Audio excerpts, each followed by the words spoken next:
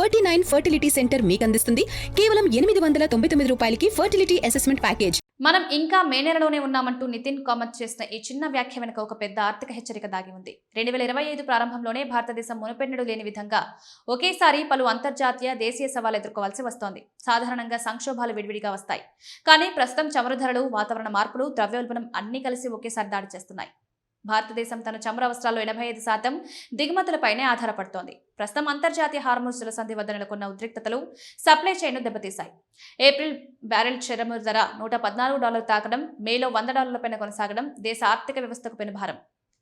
ముడి చమురు ధరలో ప్రతి $10 పెరుగుదల భారతదేశ జీడీపీ వృద్ధిని దాదాపు 0.44% తగ్గించగలదని అంచనా. మరోవైపు భారతదేశంలో వ్యవసాయం ఇప్పటికీ రుతుపవనాల జూదంగా మారిపోయింది. 2026లో సూపర్ ఎల్నినో ప్రభావం వల్ల పసిఫిక్ మహాసముద్ర ఉష్ణోగ్రతలు 2 డిగ్రీల సెల్సియస్ కంటే ఎక్కువగా పెరిగే అవకాశం ఉందని వాతావరణ నిపుణులు హెచ్చరిస్తున్నారు. దీని ప్రభావం తక్కువ వర్షపాతం నమోదు అవకాశాలున్నాయని వాతావరణ శాఖ హెచ్చరించింది. 60% రైతులు వర్షాలపైనే ఆధారపడడం వల్ల పంట దిగుబడి తగ్గి గ్రామీణ ప్రాంతాల్లో కొనుగోలు శక్తి పడిపోయే ప్రమాదం ఉంది. గతంలో కేవలం పగటిపూట మాత్రమే ఎండలు ఎక్కువగా ఉండేవి, కానీ ఇప్పుడు రాత్రి ఉష్ణోగ్రతలు కూడా తగ్గడం లేదు. తీవ్రమైన వేడి వల్ల భారత్ సుమారు $150 బిలియన్ ఆర్థిక ఉత్పత్తిని కోల్పోయే అవకాశం ఉందని నిపుణులు చెబుతున్నారు.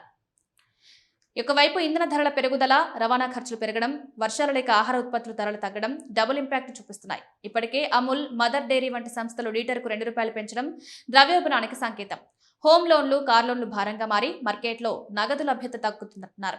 భారతదేశం గతంతో పోలిస్తే ఇప్పుడు ఆర్థికంగా బలంగా ఉన్నప్పటికీ ఈ ట్రిపుల్ అటాక్ వృద్ధి రేటును 7.6 నుండి 6.7% పడిపోయేలా చేసే ప్రమాదం ఉంది.